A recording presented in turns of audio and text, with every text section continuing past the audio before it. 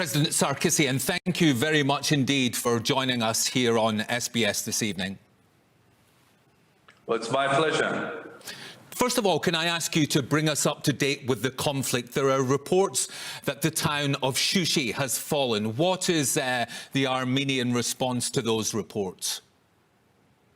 Well, the Armenian response to those reports are that there are battles going inside Shushi, and a big part of the Azeri forces have been pushed out from Shushi. So the battle continues. I do understand that in Azerbaijan, getting even inside Shushi has been considered as the greatest victory, and we're celebrating that.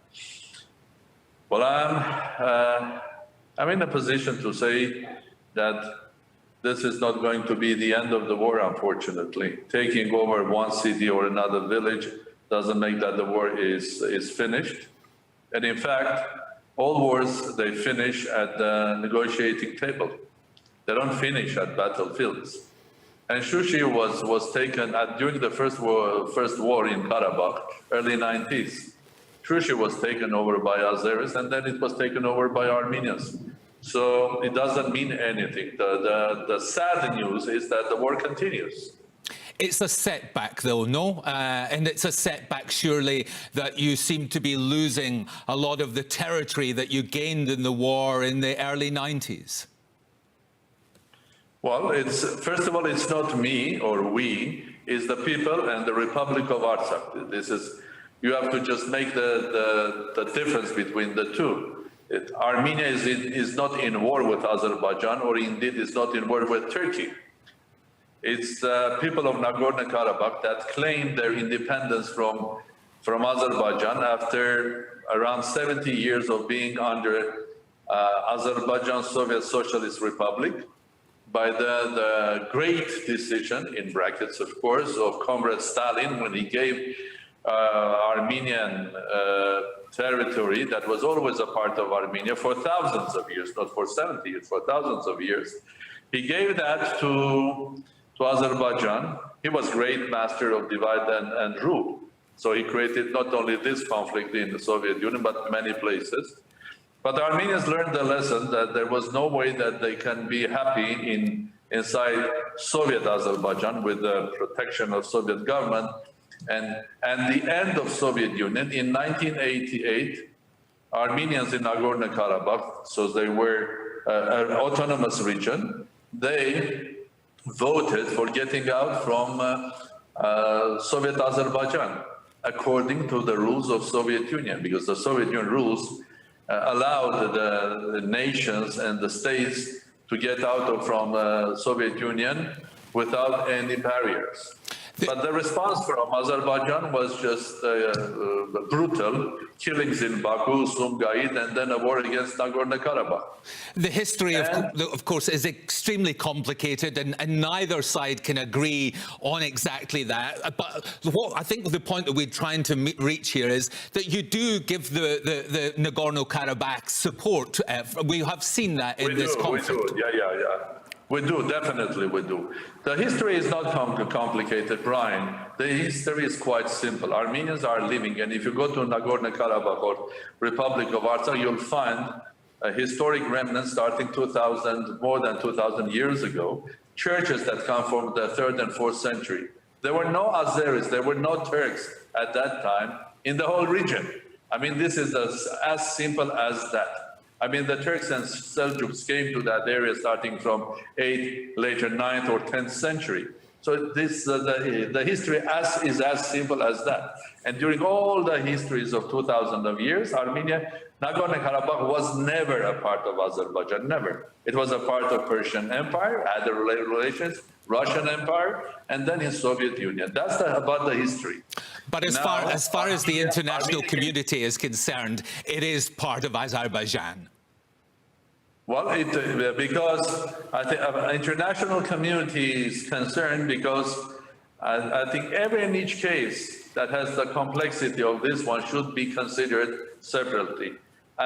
Should not be taken as granted or should not be used the cliche of having, okay, we do this. And then at the end of your own country, Brian, you are from Scotland. In UK, the Scottish people expressed their desire to have a referendum for their freedom. Am I right? Yes. And what was the response of London? Do they send army to kill Scots? They used to do from England several hundred years ago with Middle Ages. But the referendum was allowed. The referendum was allowed. And the people voted. I mean, in that case, the referendum, they didn't vote for being independent from UK, but they expressed their wish. Well, in the case of Nagorno-Karabakh, what's the difference between people of Nagorno-Karabakh, again mountainous people, and people of Scotland? Why on earth, when the people of Nagorno-Karabakh, having this huge history, expressed their wish to become independent, the response was killing?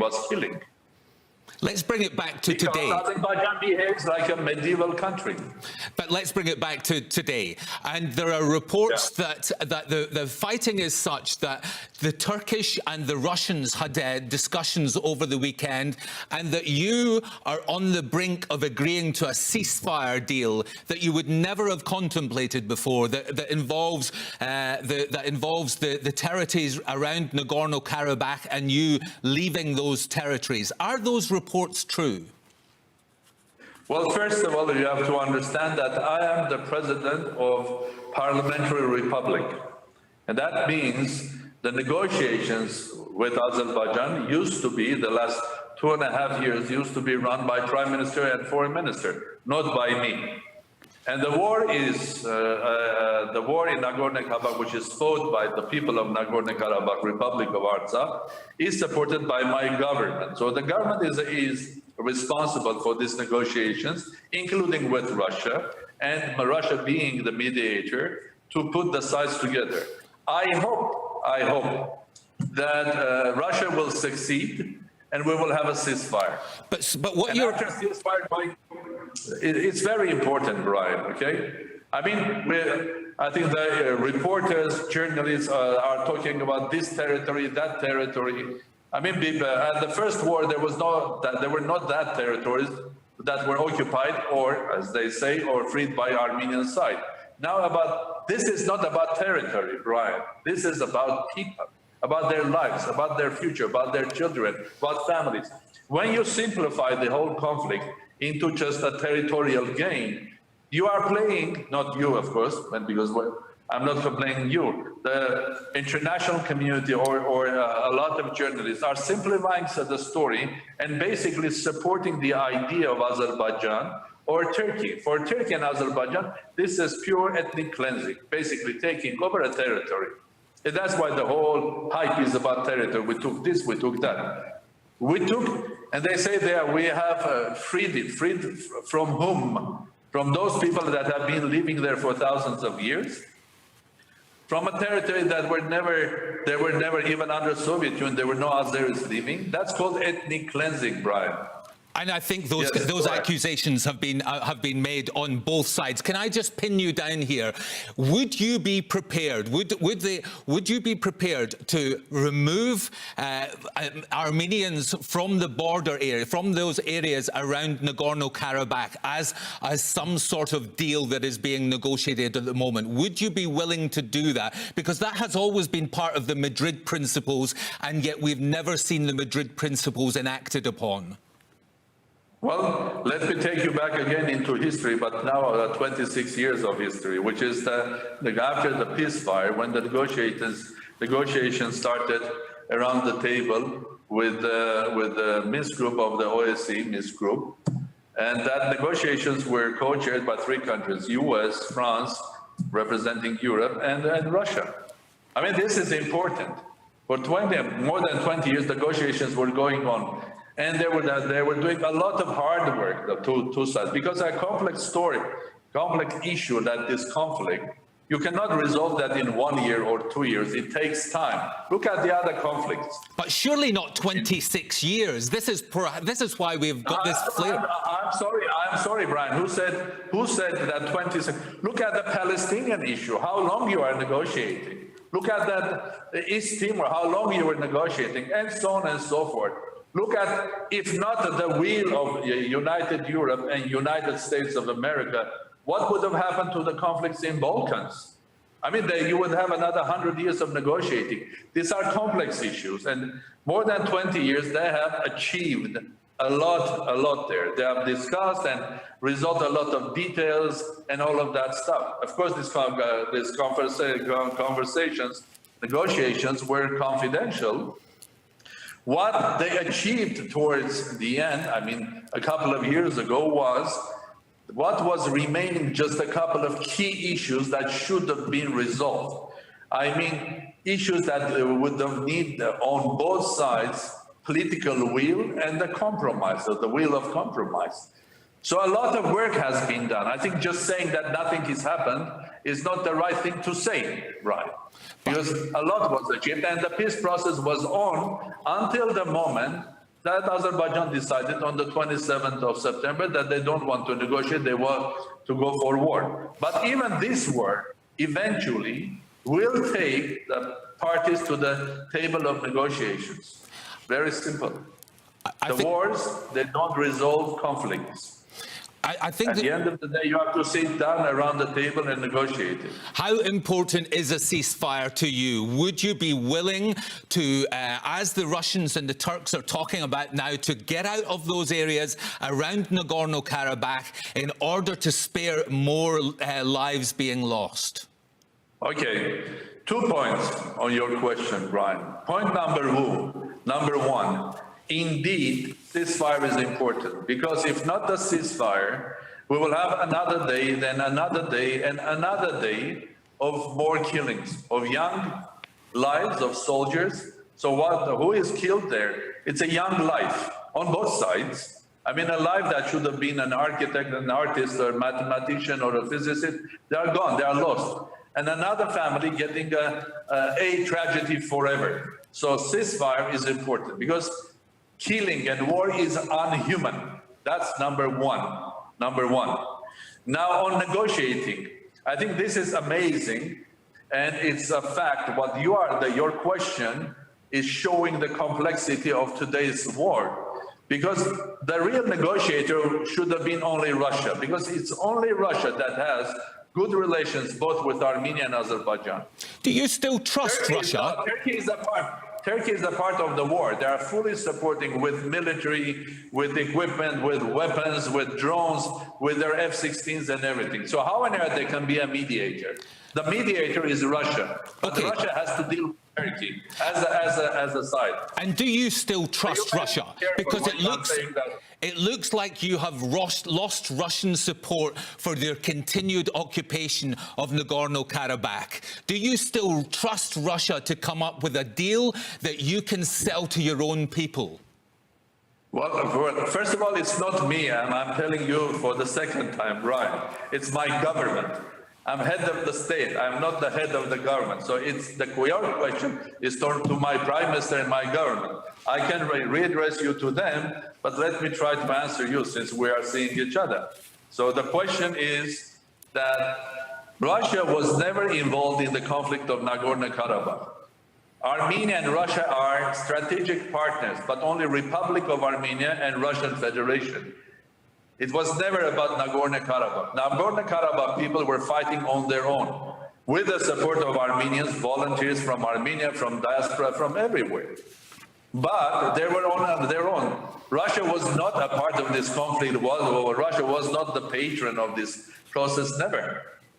And that is why it makes Russia sort of a mediator that both sides can trust. If Russia was involved in Nagorno-Karabakh, how could Azerbaijan trust them to be a mediator? Like we don't trust Turkey. Turkey cannot be a mediator. Russia is dealing with Turkey because Turkey is now sitting in Azerbaijan openly, sort of having huge presence, sort of occupying Azerbaijan politically and militarily. So that's why Russians have to deal with them, not because they are an impartial mediator. No, not at all. So Russia was never involved in there. That's why we can trust Russia. Why is Russia teaming up with Turkey now? I mean, this is an interesting, because this is the last thing that you wanted, but it seems that you're going to have to accept a deal that the two of those bring forward. I don't believe that your expression of Russia is which word that you used? They're talking to each other. Erdogan and Putin. They spoke this weekend. No. Of course they have to talk. Not only this way. From the beginning of this war, they are talking to each other, because it's the same thing that talking to Erdogan about events in Syria. And Turkish army has invaded and broken the territorial integrity of Syria. It's the same as speaking to Turkey about Iraq, because they have broken territorial integrity of Iraq and they are in Iraq. It's the same as speaking to Erdogan about Libya, because the guy is there. Where is Libya? Well, where is Libya? Where is Turkey? Why the Turkish forces and their terrorists are in Libya? Why the terrorists are in Azerbaijan? Because Azerbaijan has allowed it to happen, and Russia or anybody, including NATO or international community, have to deal with this behavior of Turkey being a member of NATO and getting involved in a war that doesn't have anything to do with NATO. And Russia, of course, has to speak to them. Anybody has to speak. UN has to now to speak about Nagorno-Karabakh to Turkey, because they are a big source of instability all around themselves, including Nagorno-Karabakh. You talk about the power of Turkey and of Azerbaijan. 26 years this stalemate has gone on for, and in that time you have seen Azerbaijan and Turkey rise up and become major powers. The money that Azerbaijan has now is incredible in comparison to 20 years ago. Is this a spectacular failure of democracy on your part? Why didn't you try to negotiate this from a position of strength in the early 90s rather than this position of weakness now?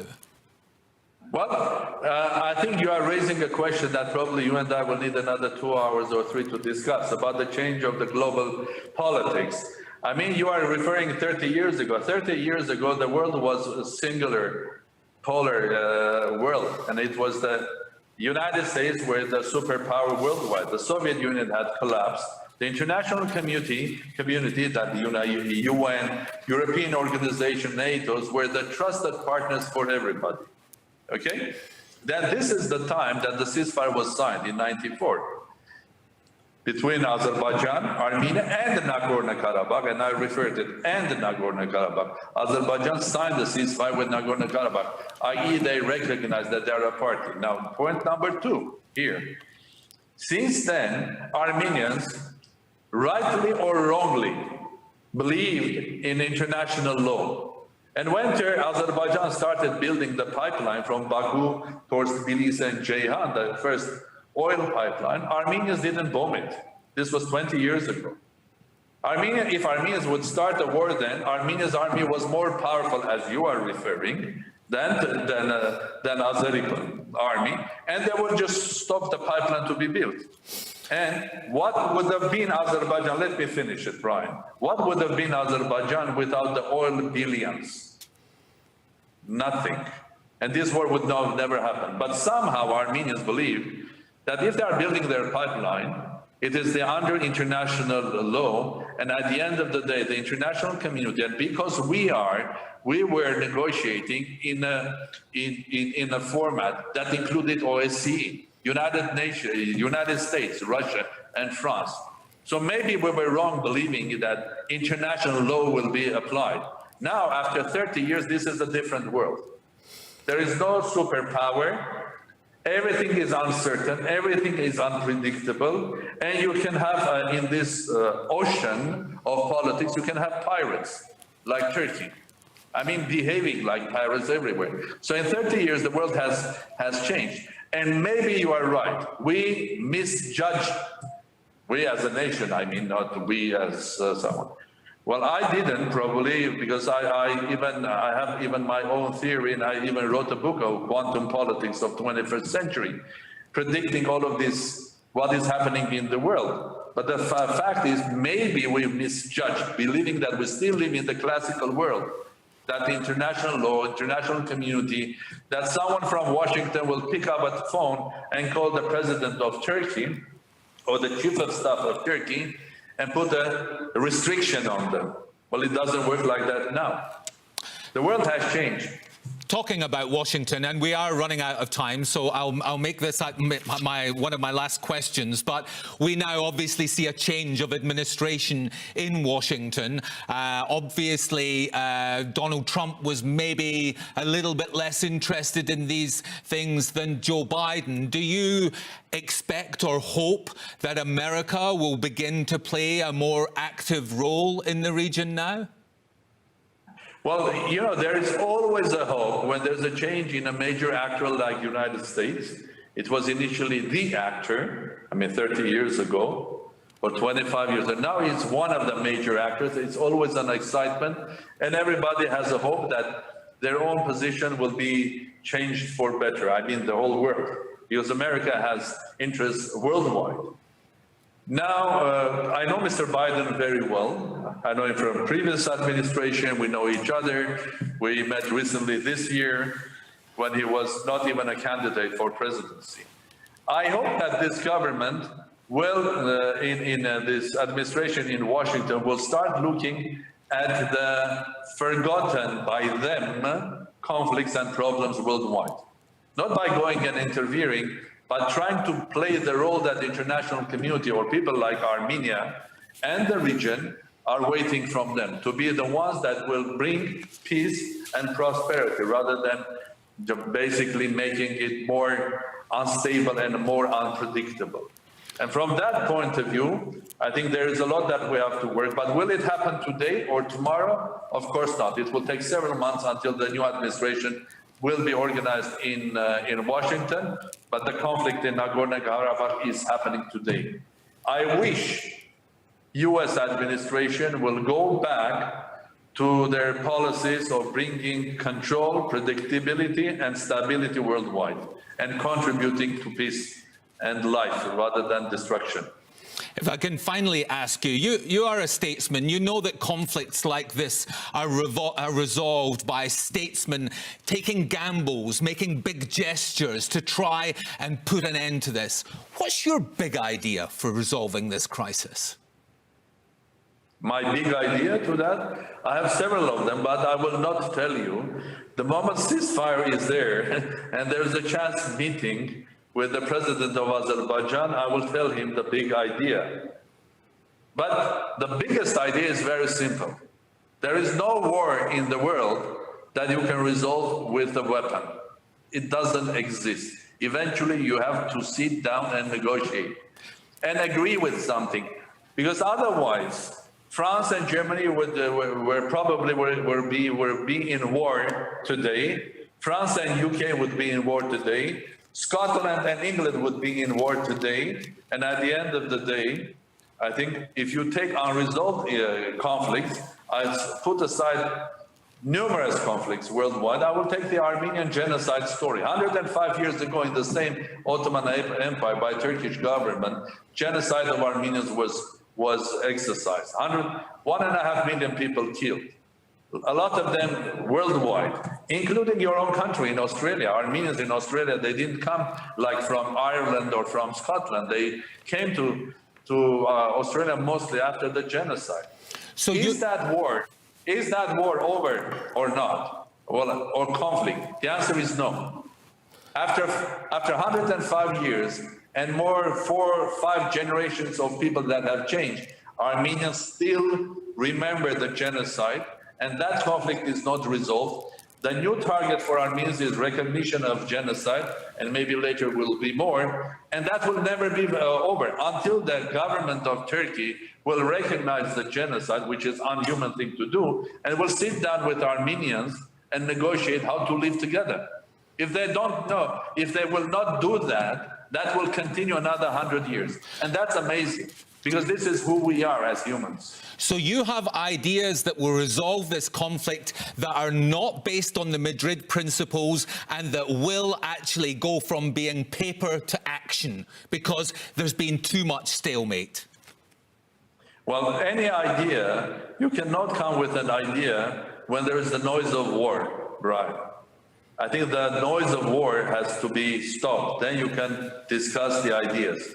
Well, I have ideas because that's my character, Brian. I have ideas also for the world, how we should be run, not only for Nagorno-Karabakh, because I analyze and I see this world, and I do believe that we have entered a new world, completely new world, unpredictable, unstable, interconnected, very fast.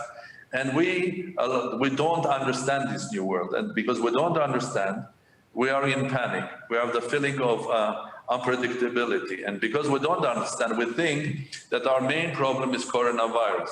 And whatever we see in economy or political changes and pressures is because of coronavirus. No, right. Coronavirus is a consequence.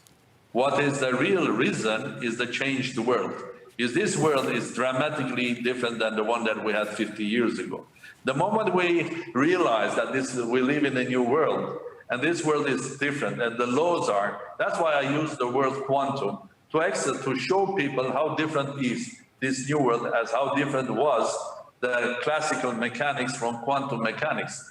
Because you cannot describe the elementary particles with classical physics. You have to create a new philosophy, a new logic in order to start. This is what the great giants, starting from Einstein, Max Planck, and others did. So we have to reset worldwide thinking. And there are more and more people now that agree with this, what I'm telling you. That the world has changed dramatically, and we are on the crossroad between the old and the new. And between the old and the new, of course, we'll see a lot of pirate behavior because it's a crossroad. There are no rules. There are no the old rules, they don't work. The new rules are not in place. So Turkey can do it. But will it resolve its own issues? I don't believe so. Look at Turkish economy.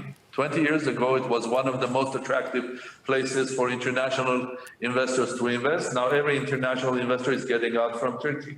Their economy is going down. Their lira is going down. As an example, Armenian dram is absolutely stable during all of this happening. Where is Turkish lira? It looks like that Turkey is in war and Armenia is not. So Turkey is going to face huge problems because all of these conflicts are going to backfire. And you can put a list of reasons why Mr. Erdogan went into war in Libya. One of the reasons is energy, because he's suffering. The second one is to bully Europe, because Libya is the gate for refugees. He has another 4 million bullying Europe on the border with Europe. And Europe pays them 6 billion euros in order to keep that refugees. Because 4 million refugees coming into Europe, and absolute majorities of these refugees are from Syria. And who is the creator of instability in Syria? Turkey. So they create the instability, they take the refugees, now they bully Europe. They will bully Europe tomorrow with energy, because they will control the energy going from Caspian to Europe. From Azerbaijan. We'll have to leave it there, President Sarkisian. I'm running out of time, and I have a colleague who would like to ask you a few questions in Armenian. I thank you very much indeed for your time, and I hope that you do achieve some success in the negotiations that take place over the next few days. Well, the most important thing to get a peace, Brian, to save lives, human lives. Thank you very much for your interview. Thank you. Bye-bye.